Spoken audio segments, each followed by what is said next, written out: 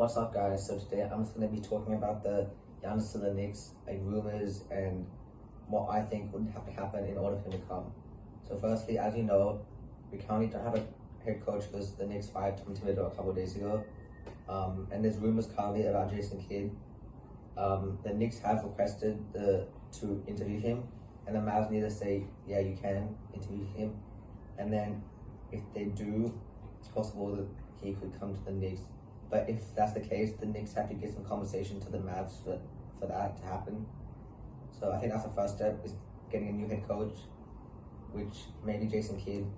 And then I have a theory about why the Knicks are targeting Jason Kidd. So Kidd, as most people probably know, coached Jalen Brunson when Brunson played for the Mavs before he was traded to the Knicks. Sorry, before he signed with the Knicks. And people don't know this, but Jason Kidd has actually coached Giannis. He coached him for 4 years. And when Giannis just went to the Bucks, when he was drafted, he actually coached him for 4 years. And then that's one of the reasons I think they're looking at Jason Kidd, because Giannis and Brunson are both familiar with that.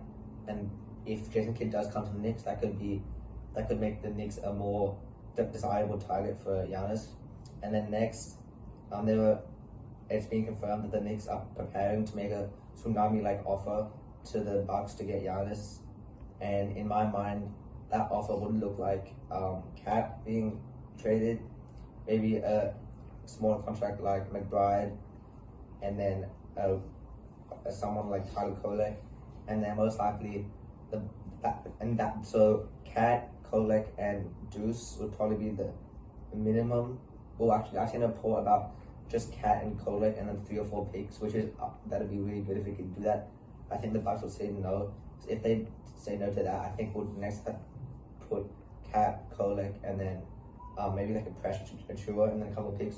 Most likely they're gonna say no to that. So I think the offer that they might be able to say yes to would be Cat, Kolek, and then someone like Mikal Bridges, and then maybe even like pressure Achua, because I want to keep Deuce and I want to keep OG.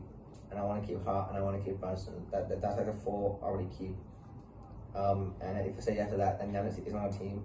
So then it'll be like Brunson, Josh Hart, Giannis, Robinson, and OG.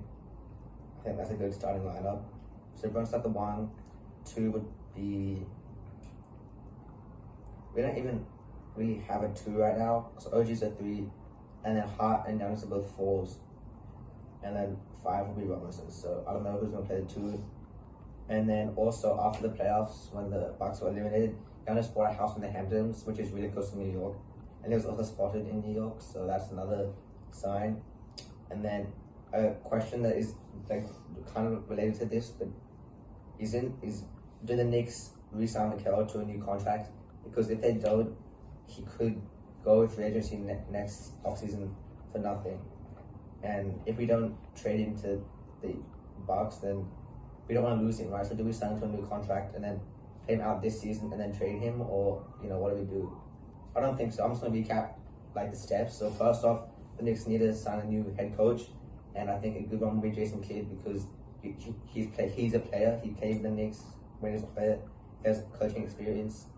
I think it's also a more viable option, because when the Mavs traded Luka, you could see he was visibly upset in the press conference, and maybe he doesn't want to be with that franchise after they traded Luka. So maybe he does come to the Knicks, and then if that happens, then we need to look forward to trading for Giannis. And since there's already a relationship between Jason Kidd and Giannis, that's definitely possible. So then we need to figure out what that trade package would look like. And then if we do trade, I hope that we do have some depth still, because if we don't have any depth, then I don't think we have a chance of winning the chip, because you can't really build a super team these days. We need 2 to 3, like you need 1 to 2 high level players, a third like good option, and then a bunch of good role players around that big 3, you could say.